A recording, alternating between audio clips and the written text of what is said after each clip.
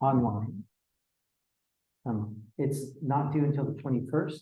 It deals with pharmaceuticals. So and hopefully we'll get the pharmaceuticals today, but if not, we'll get the pharmaceuticals next week. And if we don't get it till next week, then I will extend the deadline to after Thanksgiving. There's 2 more assignments. So there's that one, and then there's one more, which is basically just I want you to answer your own question from assignment 1. I was also thinking about extra credit. Extra credit is to go on ChatGPT and have it answer your question. And like say that you want 500 words of an answer to your question. And so then you can turn in your assignment and then also turn in the ChatGPT assignment, answer to your question. Okay? But it's extra credit, so you don't have to do it. But I'll give you the I'll put that online next week, this last assignment. Then we have we go Thanksgiving. So the Tuesday before Thanksgiving is movie day. So no class, meet in person. We'll just do a movie. I haven't decided what movie yet, but I'll let you know. But it will basically be, we'll just zoom in at the regular time and watch the movie. Then after the week out following, we'll talk about international health in other countries. And then after that, we have a review session and then the final. The final, I think, is going to be just an online final. So I think what I'm going to do is rather than have you come in and do it in here, I'm going to just set it up to do an online final. But it'll be the same thing. I mean, since it's an online final, it's hard to have a closed book online final. So it'll be technically an open book online final. But I'll send you more information about that. Also give you I'll give you a study guide, and at the end of the lecture today, I'll just go through some sample questions that might be on that. Those won't be on the test, but things like them might be on the test. So we'll go through those at the end of the class. Sound good? Do you want me to show you the sample questions now so you can be aware? So let's see.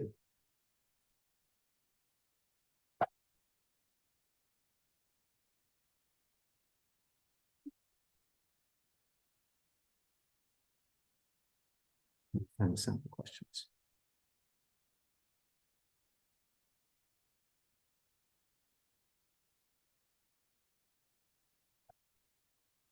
Okay, so there's this one, the first one. So we haven't gone through this yet, but we'll talk about this today. Second one we'll talk about today. Third one we'll talk about today. Fourth one you can probably answer right now. But think about it. Fifth one.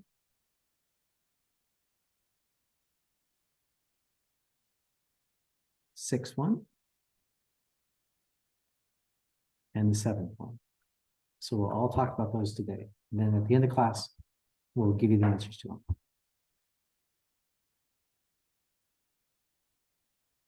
Okay, any questions before we start?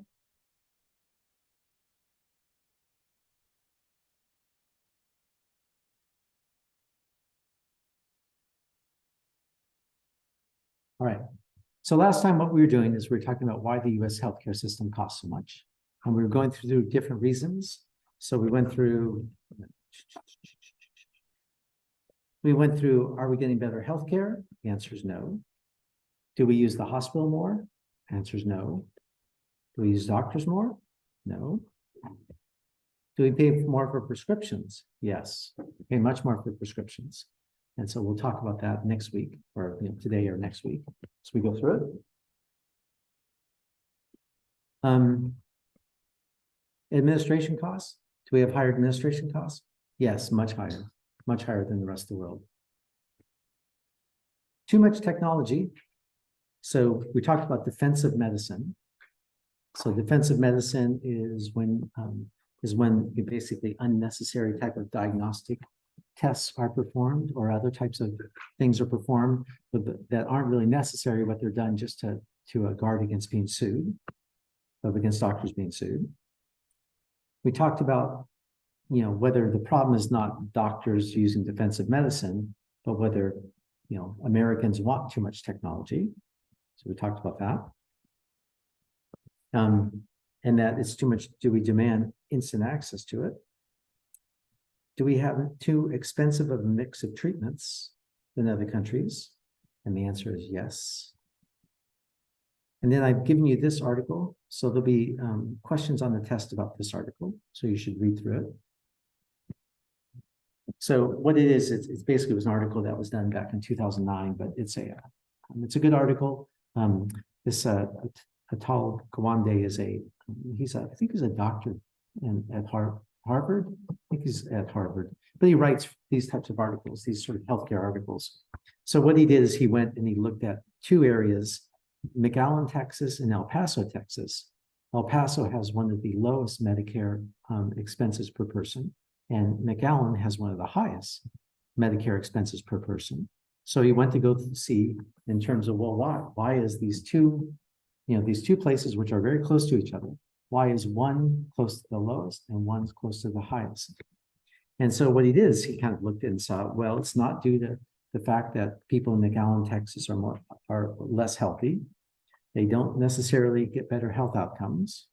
They don't see the specialists more. There's no difference in malpractice costs. What he did find, though, is that doctors in McAllen, they order more tests and they do more surgeries for things that could be treated with medications or diet. And so there's been other studies that have gone through and compared low and high cost areas, Medicare areas, because that's really the question, right? If one way to look upon why our healthcare is so expensive is to say, well, let's look at the high cost areas and see what the difference is. And so what they found is that, well, when they compare high and low cost areas, is that there are same treatments for conditions that were common. As for common conditions, they were pretty much treated the same.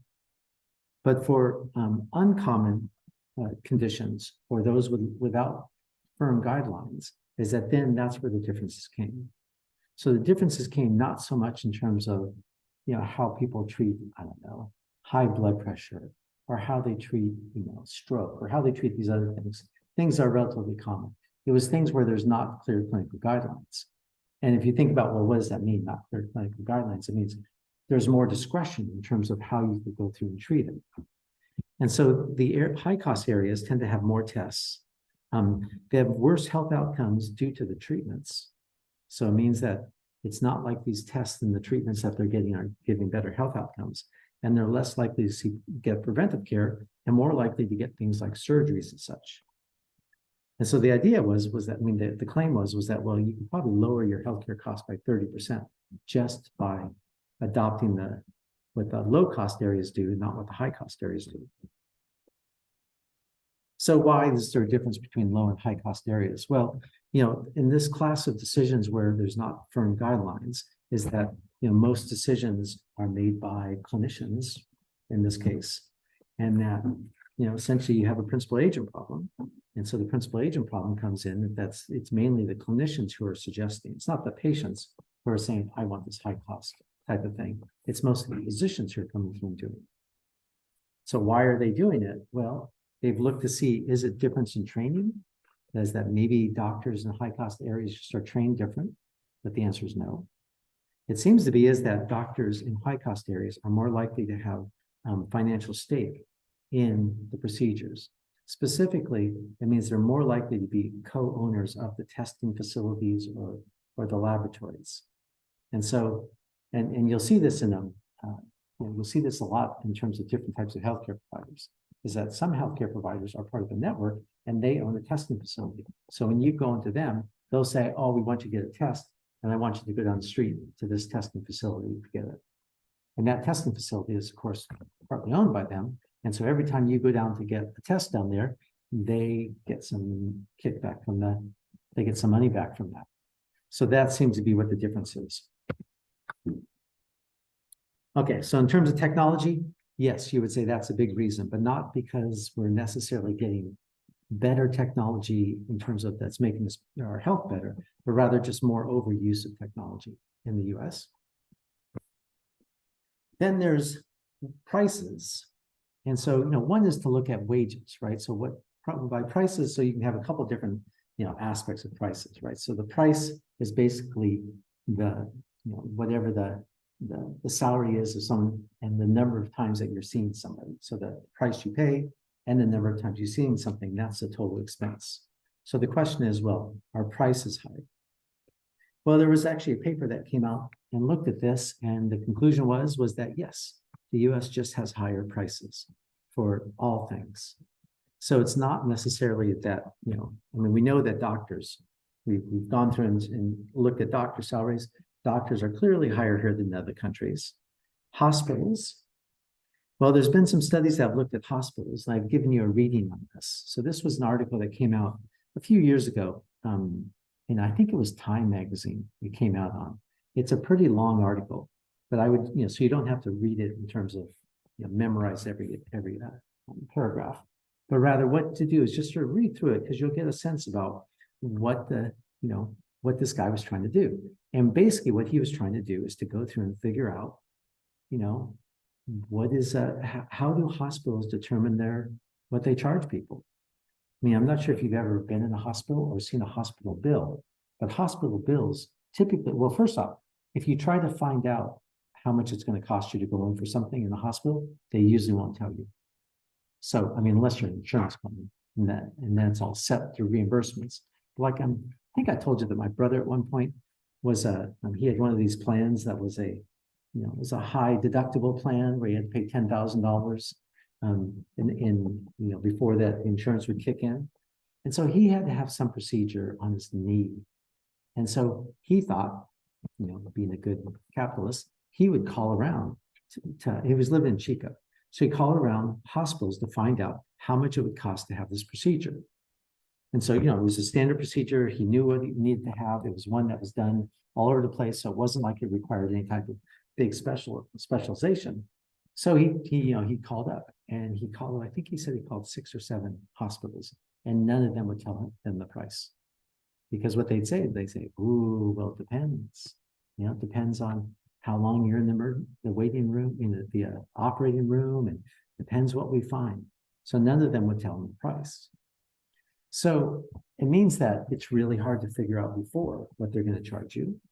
And then what happens that after you go to the hospital is that if you're if you're someone who's on Medicare, then what they're going to pay, right? Because Medicare pays based upon DOGs, so you don't have to, there's no argument there.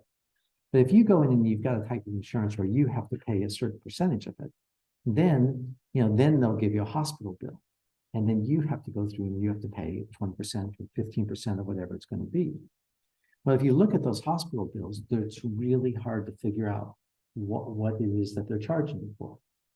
And the reason is because if you think of a hospital, here's a hospital. That's your hospital.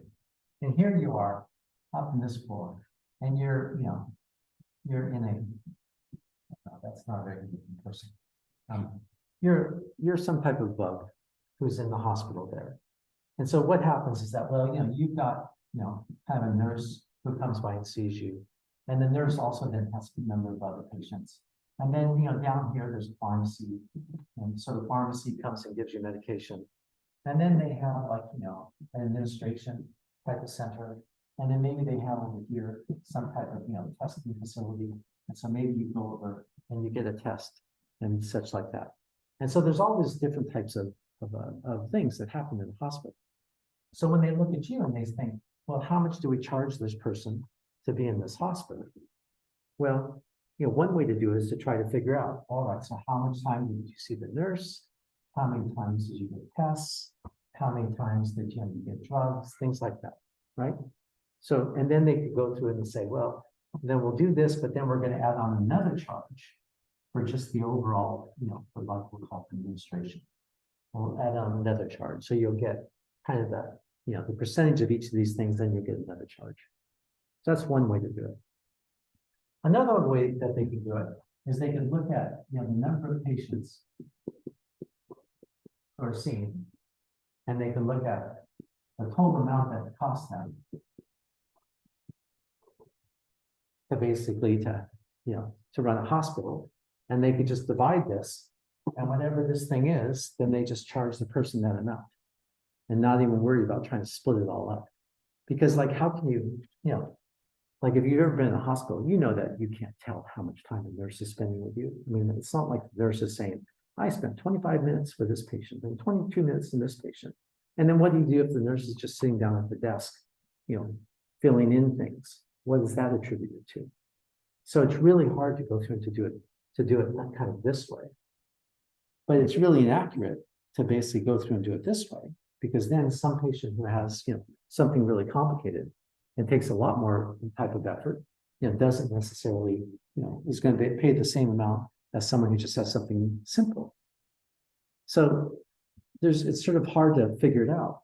So what hospitals tend to do then is they tend to kind of do a mixture of this, is that they'll tell you is that they've got some type, you got this type of this number of pills that came in, and they'll say you have this many tests, and they'll say you have like 3 nights on a certain ward, and they'll charge you. They'll say that there's a cost per night for being on that ward. Like it's more for ICU wards, less for just recovery wards, things like that. So they give you a certain amount, and then they have another amount that's called the charge list, right? Which is just amount that they put on there that says, oh, and here's the overall charge for this. So what is this charge? Well, it's basically taking kind of all this other stuff that goes along and lumping it into a fee. Well, sometimes, what they'll do is this will be a small amount, but then what they'll do is they'll dump on different charges on this thing, on like per pill. So every once in a while you'll read about, I don't know, like there used to be all these scandals with the Army, because the Army would buy like they would buy a new plane, let's say, and that they would get the bill back for the plane from the contractor from Boeing who made it, and they would charge like $400 for a hammer. They charge $400 for a hammer, and people would be outraged and say, how can you charge $400 for a hammer? Well, the reason is because it didn't really cost $400 for a hammer. But what they were doing is they were throwing on all these other types of charges on each of the different things that they could charge. So like everything looked more expensive. But the alternative way to do it is that you don't have much of a charge here, but then you just sort of throw in this big lump sum that says, oh, you have a charge master. But the point of this is that it's really, really hard to go through and to figure out what a hospital is charging for. So if you want to go through and say, if you want to contest your bill, what do, right? What do you say? You can, they can say, well, we monitor the number of pills you get. But you say, well, why are you charging me that much? It's like, oh, administration costs for the pills. How do you argue with that? So that's basically what this thing is saying, is it basically goes through and talks about, like, this guy's tries to work through these type of hospital bills. So I think that, the conclusion usually that kind of comes out from this is that, well, if you want to go through and lower, if you want to ask, are we paying too much for hospitals? The answer is, well, yeah, probably. On the other hand, it's really hard to figure it out. It's hard to figure out exactly what it is that they're charging you for. Okay. So why is our care expensive? Because prices are high. Prices are high because we use too many unnecessary services. So if you ask, well, why are prices so high and why do we use so many unnecessary services? It's because, well, there's no real limits on prices and the number of services that people use. And then I might ask, well, why is it that there are no limits on prices and the number of services that people use? I mean, that's not altogether true. Like insurance companies that negotiate with hospitals, they have a limit on the price. They don't necessarily have a limit on the number of services. That's tougher to do, right?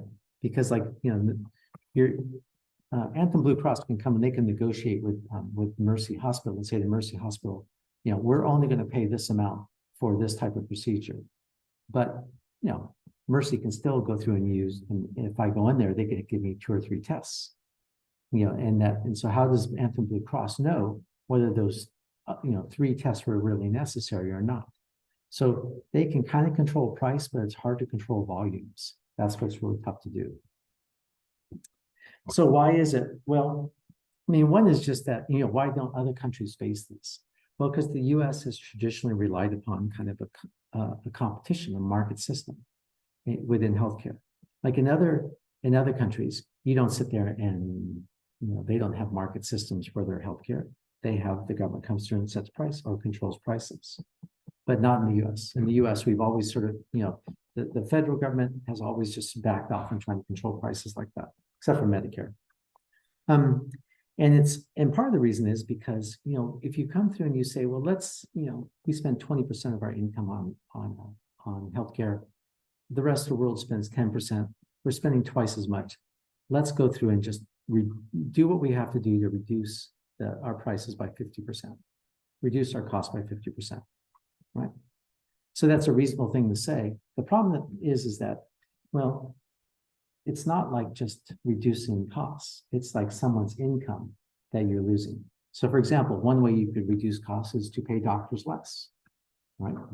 Doctors get paid more than twice as much as in other countries. So you could come through and say, well, from now on, we're only going to pay doctors, half of that amount. Well, doctors would scream. They would not be very happy with it. You could say to pharmaceuticals, we're only going to pay you half of what it costs right now, what you're charging. They would scream. So the problem is that it's all someone's income that you're trying to reduce. And when you're trying to reduce someone's income, it doesn't go well. So that's part of the reason why we haven't seen anything change, is because we're kind of stuck in this situation where, where there's a lot of people making a lot of money off healthcare. Okay, so what can be done? Well, first thing, just remember is that the amount you spend is the prices times the quantity, right? It's the price you pay times the number that you use. And so what you could do is that you can limit prices, right? So you could try and say, we're not going to give as much salaries. So doctors' salaries are going to go down. We're going to, say that, we're not going to pay as much for drugs. Hospitalization costs, we're not going to pay as much, things like that. You could reduce the amount of services that people need by making them, reduce the amount of services that people need by making them healthier. So what you could do is put it into prevention, right? So you could sit there and say, well, what we're going to do is try and get, we're going to either come up with drugs, like what's the new weight loss drug? What's it called? No, the new weight loss drug. You can expect that another year, that's going to be very widespread, because what the argument's going to be is that, well, look, if we keep people thin, is that then they're less likely to get diabetes. And so they're less likely to be costly in the future. So that's one way of kind of lowering costs, is to try and keep people healthier. And then the other way is to reduce unnecessary services. So to find things that people don't need and reduce them. So no one disagrees with that those things are options. The ones that's more controversial is, well, or more difficult, is how do you reduce unnecessary services without reducing necessary services? So for example, we could cut Medi-Cal expenditure in half tomorrow, just by telling half the people on Medi-Cal, you're not going to get Medi-Cal, right? So that would definitely reduce the cost to the state from Medi-Cal. But the problem is that you're eliminating services that people need, like hospitalizations and things like that. And the question is, how do you go through and how do you to do this in a way that doesn't eliminate necessary services? Okay. So there's a book on this that I read a couple of years ago, and it was the first book I've seen that actually tried to lay it out and said, okay, what can you do?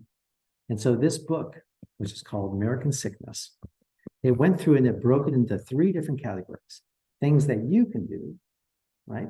Things that Congress can do, and then things that would require revamping the health system. Okay, so here's the things that says you can do. So first it says that when you're choosing your insurance company or choosing your doctor, is that you would ask, is the practice owned by a hospital or a licensed surgical center? And there, so like, for example, if you're going to go to a clinic here in Merced, is that clinics can be owned by a hospital or clinics can be owned by as a licensed surgical center. And the difference is that outpatient centers, if they're owned by, if they're just run as an outpatient center, then their reimbursements are lower than if it's owned by a hospital. So what hospitals have started to do is they buy up outpatient centers, and then just for the purpose, because they can charge a higher price, they can get a higher reimbursement than someone that's not a hospital. So the argument is that, well, so what you should do is that you should go through and find out before you go to a surgical center, is it owned by a hospital or is it independent? You might say, would you refer me to physicians that are in my insurance, only in my insurance network, or explain why you won't? So the argument here is that, well, if you have insurance, health insurance, and you go see your primary care doctor, and your primary care doctor says, oh, I want you to see a dermatologist, right? And here's the dermatologist I suggest you see. If that dermatologist is in your network, then your insurance will cover it. If that dermatologist is not in your network, then your insurance won't cover it, and you have to pay full price for it. So it's saying is that basically before you're reimbursed someplace, is that to make sure that's going to be in network. If I need blood work or radiology, will you send me to an in-network lab? Same thing. Will there be a charge for phone calls or filling out forms? Sometimes that happens. Sometimes if you call up, like if you need a prescription explained and you call up your doctor, is that they'll send you a bill for basically talking to you on the phone. If I'm hospital on weekends, will you see me in the hospital, and what's your coverage on weekends? So remember, this is because when you go into a hospital, you're not the hospital's patient, you're your doctor's patient. And so if that doctor is not going to see you, if they say, well, I don't see people, on weekends, then it means that you have to have a hospital doctor see you, and the hospital doctor will charge more than your doctor will to see you. Then it says once you get into the doctor's office, then and so you're now talking to your doctor, and your doctor says, well, I want you to go and get this, this minor foot surgery. Is that you're supposed to say, well, how much will that cost? Will this test, surgery, or exam change my treatment? Which blood tests are you ordering? Why an X-ray? Are there cheaper alternatives? Will this, exam be performed at the hospital, surgical center, in your office? How does that impact my price? Who else will be involved in my treatment? Because that's important, because if somebody else is going to be involved, then they're going to bill as well. So these are all things, come back. These are all things that you're supposed to ask in the doctor's office. Now, honest answer, suppose you're in a doctor's office and then your doctor says, I want you to go to, get your toenail, removed. And I want you, and so therefore, here's this podiatrist who I want you to go see. Now, if you ask, how much will this cost? Would your doctor know that? Probably not, right? So it's, so you're asking the doctor about cost. I mean, if the doctor says, I don't know, then what are you going to do? What if it's like, will it change my treatment? Well, so basically you're asking, is this necessary to have, or is this just some unnecessary thing? And I think if I was a doctor and someone had asked that, I would probably think, well, screw you. I wouldn't, I'm not suggesting that you do just unnecessary things. Only the necessary things are what I blah, blah, blah, blah. So essentially, if you go down this list, there's a problem with you asking the doctors this. And that problem is the doctor is your agent, right? The doctor is your agent. And so the doctor may not know the answer, but more than that, there's this kind of trust relationship that exists between you and your doctor. And you essentially, because they're your agent, is saying is that they trust, that you trust them to basically make decisions that are best for you. And a lot of these questions are basically raising that into, they're either asking about things they won't know, or that they are bringing into this question, this relationship on trust. All right, so malpractice says to place limits on malpractice. That's not controversial. If you go into a hospital, they would, then you should question why you have a private room. since, if you're suddenly in a private room, they're going to charge you more than if you're in a room with someone else. That, in the, in the documents that you sign to go in the hospital, what they're saying is that you should basically write in that you will see a doctor as long as the doctor is in your network. So you can actually do this, right? When you go in and they show you the papers, you could read through it and find a place and then write in there, I only want to see doctors in my network. And they kind of have to abide by it. They may not agree to it, right? They may sort of say, well, we can't agree with this because what if your doctor's not around? And, there's going to have to be someone who sees it. But, but the idea is that by signing it in there is that you are making it clear. Are you being admitted or under observational status? Well, the difference, what this is referring to is that if you go if you go to the emergency room and that, you hit your head and they say, oh, we want you to stay here for a couple hours just to see whether or not you've got a concussion. Well, if you do that, they have a choice. They can either just, put you into let you stay there in the room, or they can admit you to the hospital. And, it wouldn't be that much different to you in the sense of you're either going to sit in this room or you're going to sit in this room. But if they admit you to the hospital, then you get charged for a hospital admission as well as for an emergency room. If you only just go, if they just say, well, just sit here, and they don't formally admit you to the hospital, then you're not, you're only charged for the emergency visit, not the hospital admission. Ask the identity of every unfamiliar person who appears at your bedside, what he or she are doing, and what they sent them. So what this refers to is that if you're laying there in bed in the hospital, and someone can come by and say, oh, I'm a dermatologist, and so let me look and see it at that burn you have. And they look at you and they say, oh, that's fine. And then they go away. Well, they've seen you now, so they can send you a bill because now they've gone through and that they have, they've seen you as a patient. So what this is saying is that, well, when someone comes up, you basically start asking, who are you? Why are you here? If the hospital tries to send you home with equipment you don't need, refuse it. This happens sometimes.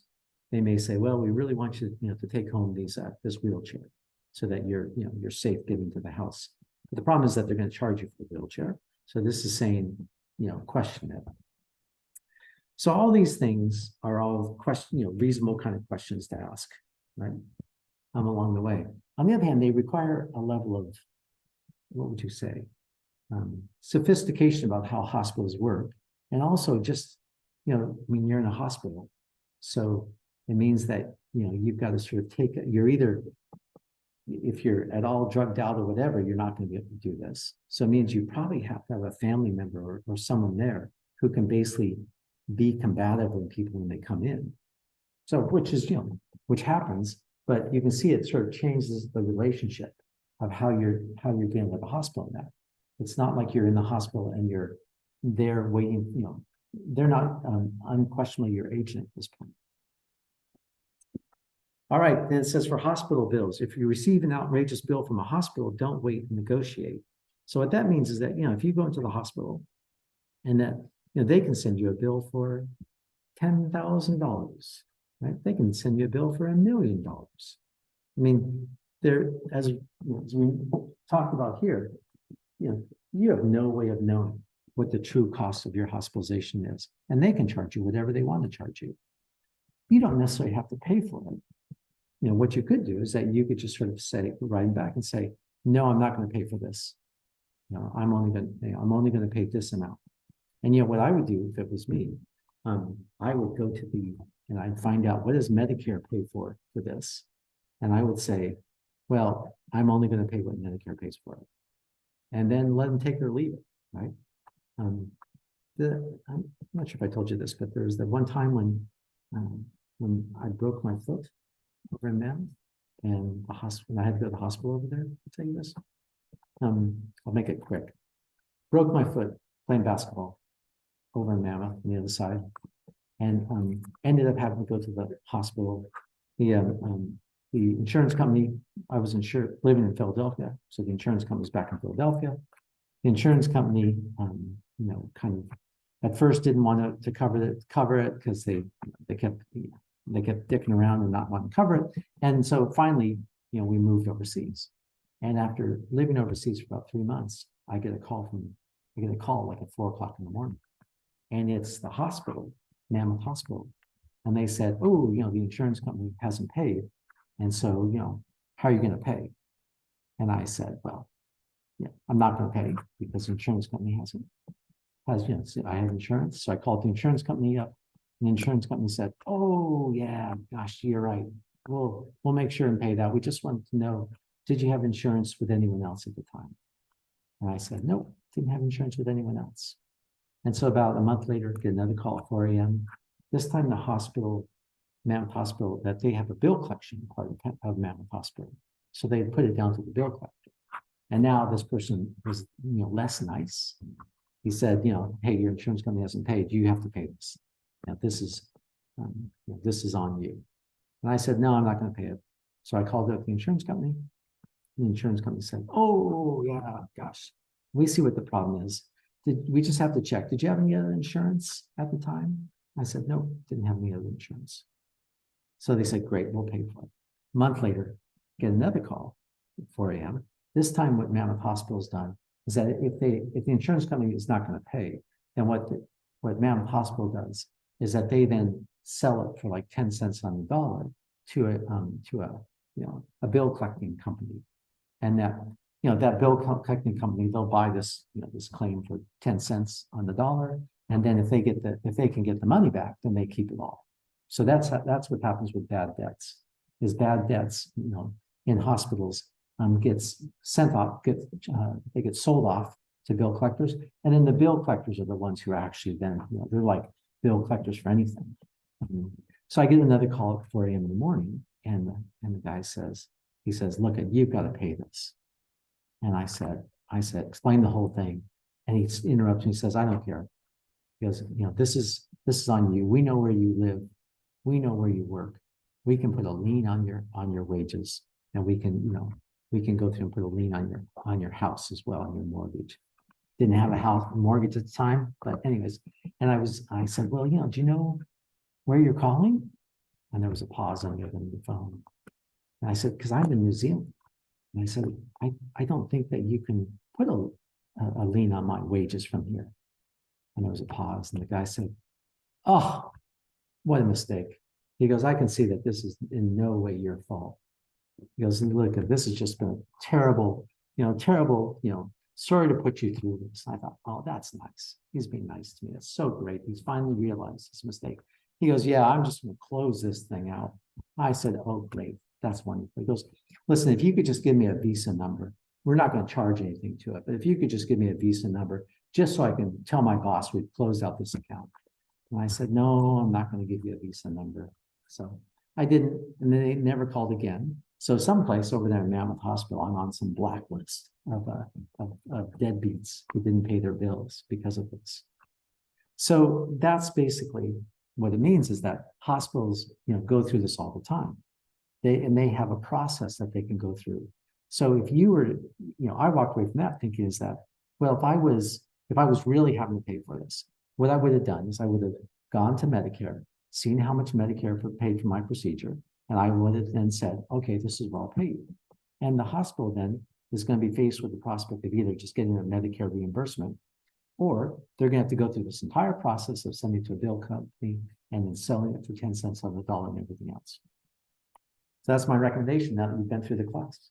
If you ever have in a situation where the hospital is trying to charge you something and you don't think that they're charging you the right amount, find out when Medicare, go on Medicare's website, find out what they pay for those type of procedures, and then just tell the hospital, well, that's what we'll pay, and let the hospital work out what to do.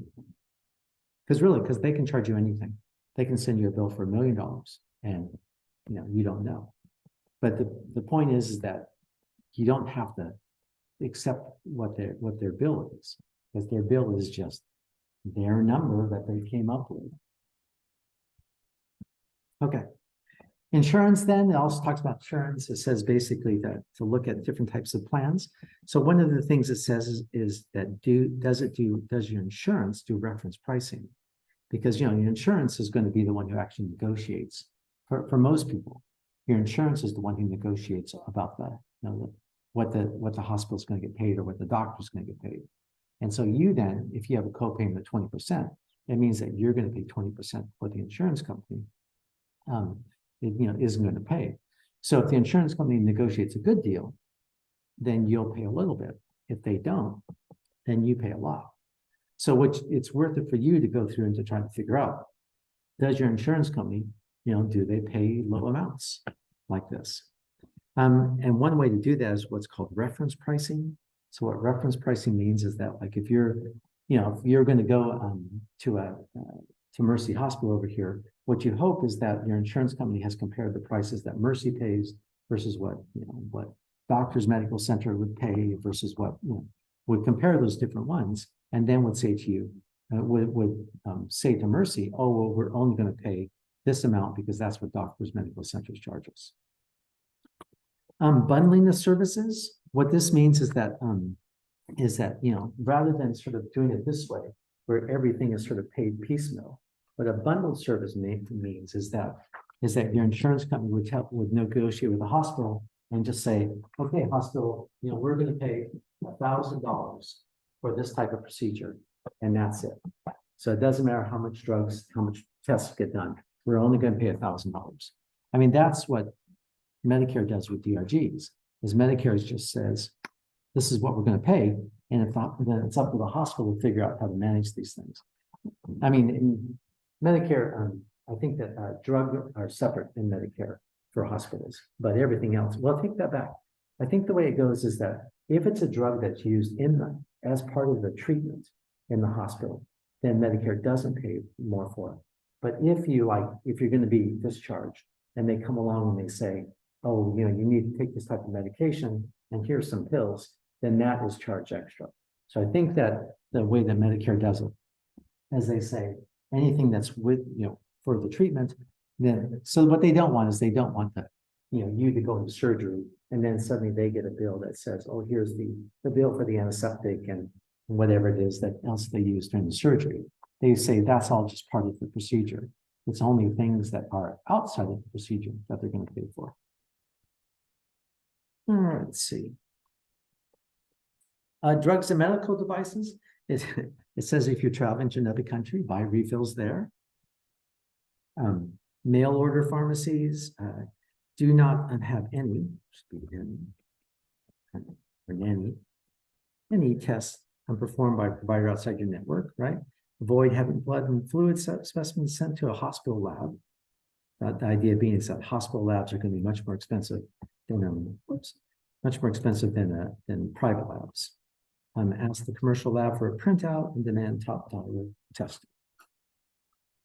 And then it goes through things that Congress can do. So the main things here is that they're saying that basically is that Congress could come through and that they could legislate and say hospitals have to do this type of bundled payments. Congress could come through and ensure that not-for-profit hospitals are truly not-for-profit. Break up hospital conglomerates, since hospital conglomerates, there's only a few companies, healthcare companies that own the majority of our hospitals. Dignity over here is part of Dignity Health. Dignity Health is a massive company that owns hospitals all over the West.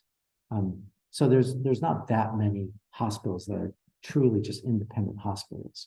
And so this is important because if Dignity owns several hospitals, or Kaiser owns several hospitals in the region, it means that you don't really have that much of a choice in terms of where you're going to go, because they're not competing against each other. For insurance, various things. Let's see which ones are important to go through. One is that to make it so that insurance policies basically have the same period as the providers. So oftentimes providers will say, well, we only take patients starting January 1st, and your health insurance only goes from October 1st. So it means that if you're going to change insurance providers, you won't have a doctor until these new until they start taking patients again. So what it basically says that just to put all those things together. Let's see, give pharmacists prescribing power. That's been one that's been, in other countries, pharmacists can prescribe medications. But it's been one that's been violently fought against here. And it's been violently fought against by doctors because they say, oh, well, if you give, that pharmacists don't have the training to basically do this type of stuff. On the other hand, what pharmacists would say, it's clear is that pharmacists know much more about the drugs than doctors do.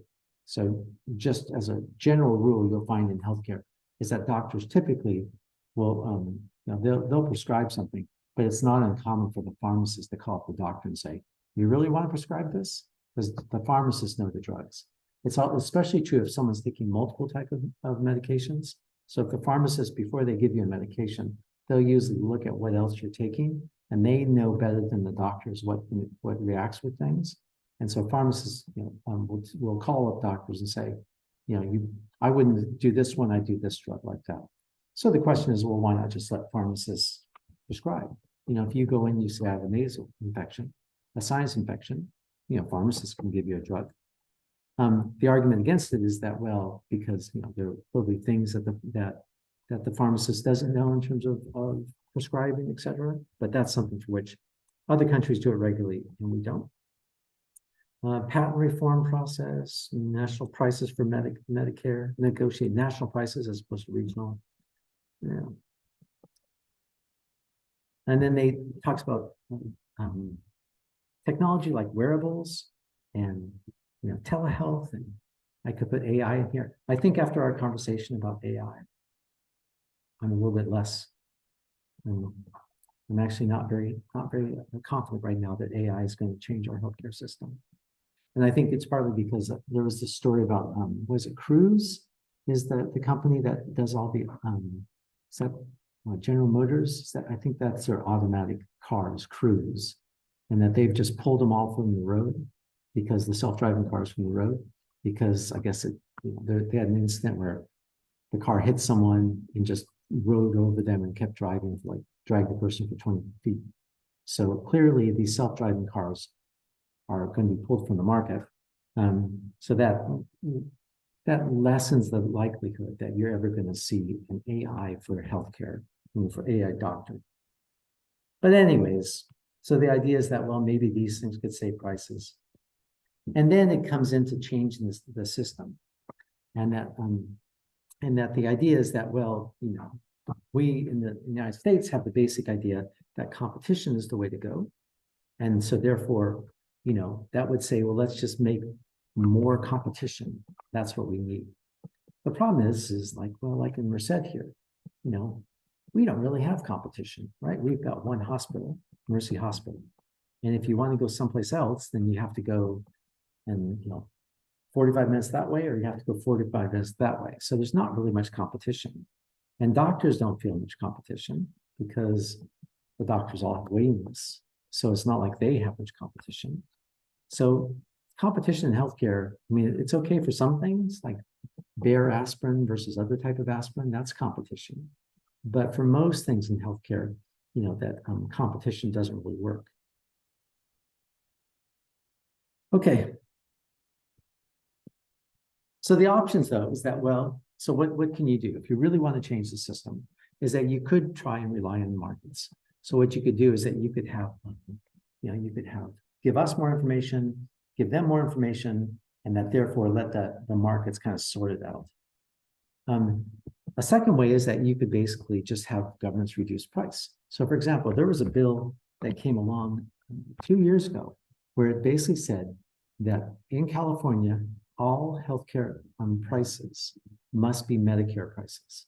As that a doctor couldn't charge more than Medicare. So that would have been, it didn't say people had to, go on Medicare. It didn't say that you're going to lose your private insurance, whatever. It just said that the reimbursements can't be more than Medicare. So it turned out that doctors didn't like this proposal at all. Insurance companies, they really didn't like it either, because insurance companies, like if you think about Anthem Blue Cross, Anthem Blue Cross, what they want to do is they want to attract us as private payers, right? And so, and that And one of the ways they attract us as private payers is that they have a good network of doctors. And how do they get a good network of doctors? Well, they pay more. So private insurers, yes, they want to pay as little as possible, but they also want to pay more than Medi-Cal and more than Medicare, because then that means that they're more likely to get doctors into their network. So that one didn't really go very far. But this is where like the Medicare for All proposal comes from Bernie Sanders. So the argument here is that, well, if you want to reduce costs, then either just say that only Medicare can be, reimbursements is all that can be charged, or just say we're going to give Medicare for all.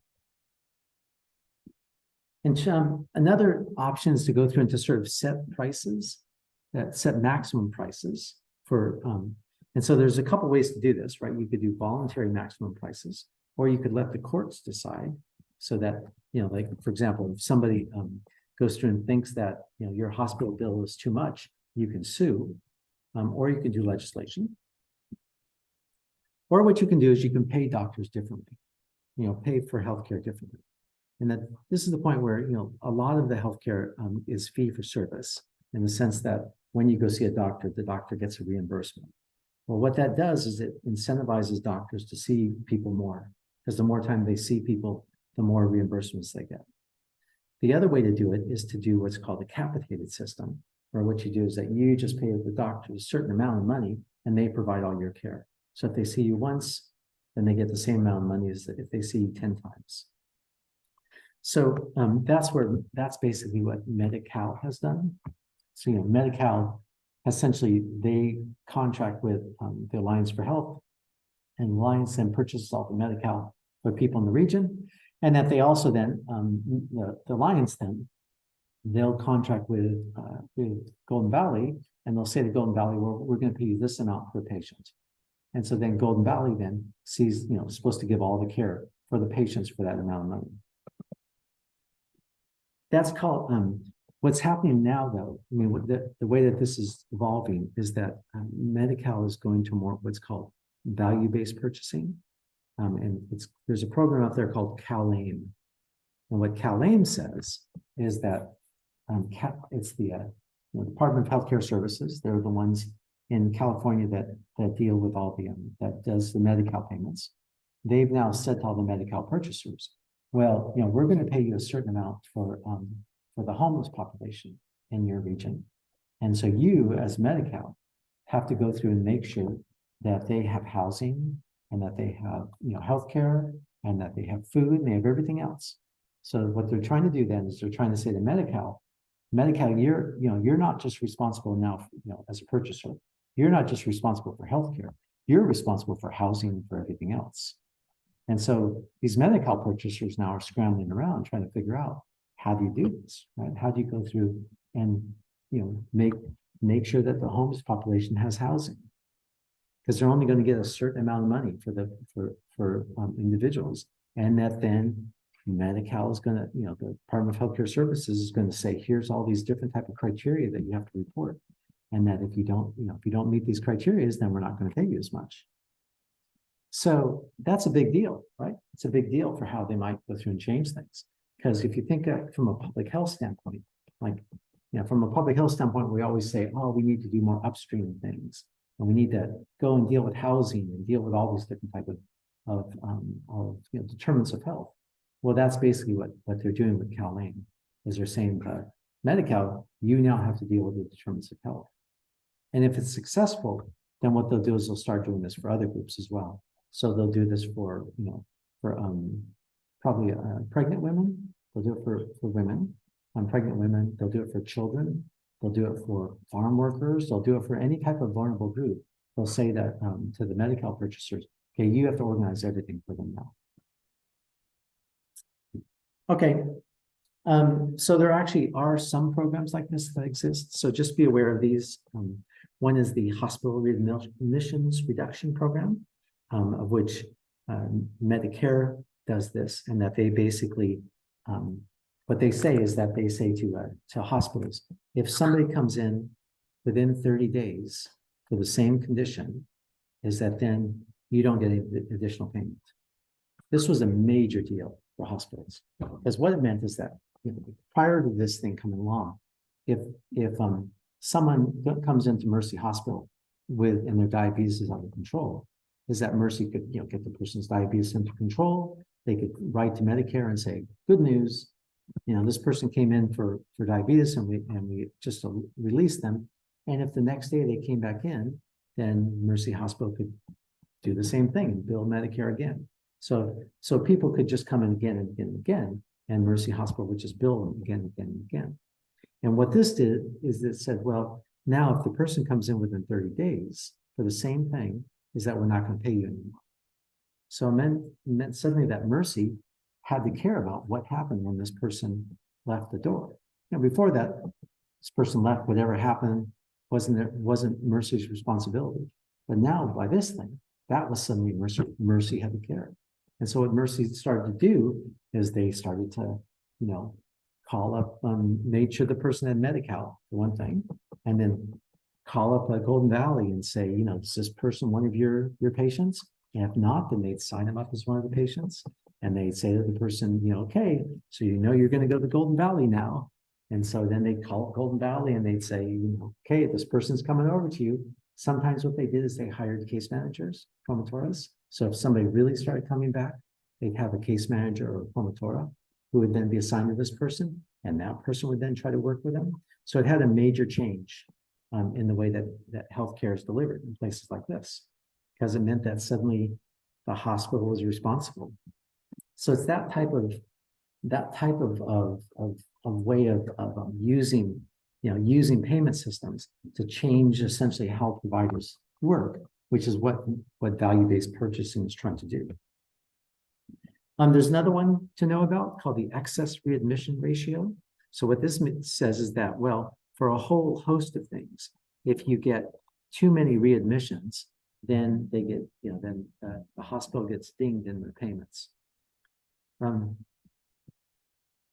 There's the problem with the excess readmission ratio is that if you look at the actual money that they get dinged, it's not that much.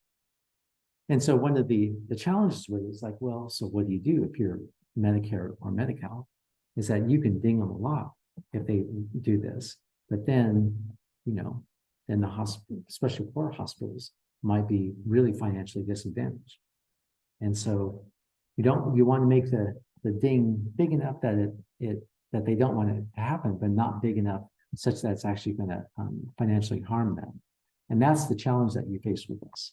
Is that if you want to use contracting to change the way that healthcare is provided, is that you always have this trade-off between, on one hand, if you have a big kind of fine for them to try and incentivize them to do the right thing, that then the worry is that if they don't get it, that then they're going to be financially strapped. On the other hand, if you go through and that you make it too small, is that then they won't care about it. Okay. So summary of this then is that there are different types of ways that you could also just sort of change the entire system. So for example, you could do like Singapore. What Singapore does is that they have different tiers of hospitals, and that you choose the one you want to go to, and that you pay money basically into a fund, and that fund then funds your healthcare. So there are different ways to do it that sort of change the entire system. But I don't think it's going to happen in our lifetime here. All right. So that's the end of cost and financing. I think it's not an exaggeration to say that since 1970, cost and financing has been the major issue in healthcare. And it's definitely going forward, it's remaining the major issue. So it's just ironic that in a class like this, where you're talking about the organization of the healthcare system, you end up talking about cost and finances, because that's really what drives so much of what behavior is like. That drives what our healthcare system looks like. With that,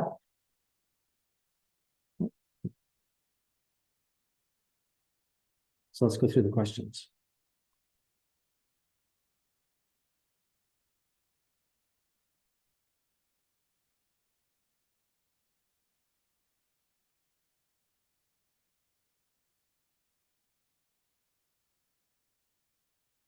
So what do you think is the answer? How many say A? B? C? D? The answer is D. Right? Because it's a principal agent problem. Is that it requires that you to basically argue with your doctor, but the doctor is your agent. The second one.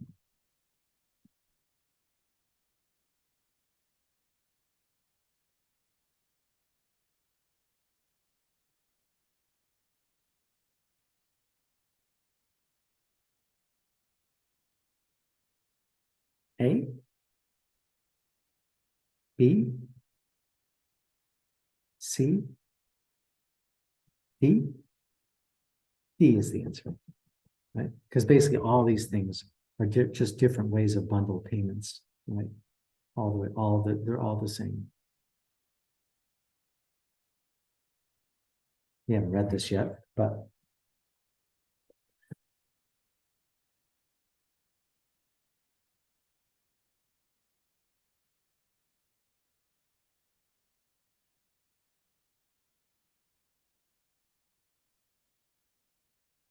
so how many think it's A, B, C, D, C? Because the first one, we'll talk about that when we talk about pharmaceuticals, but bitter pill is really about this one, about the difficulty. Okay.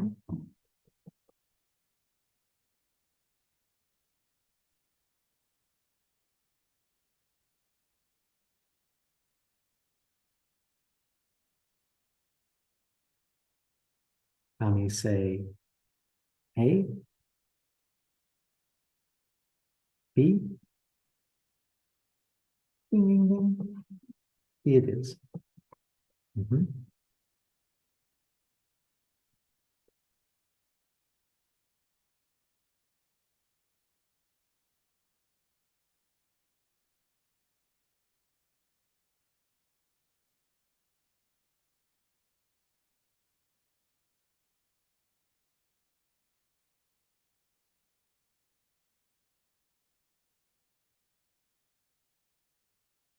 A, B, C,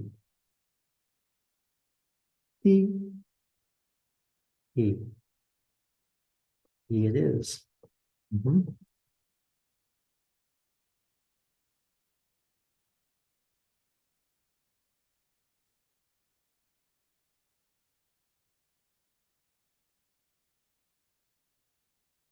That's when I just talked about the 30-day thing. A, B, C, D, D it is. Mhm. And last one,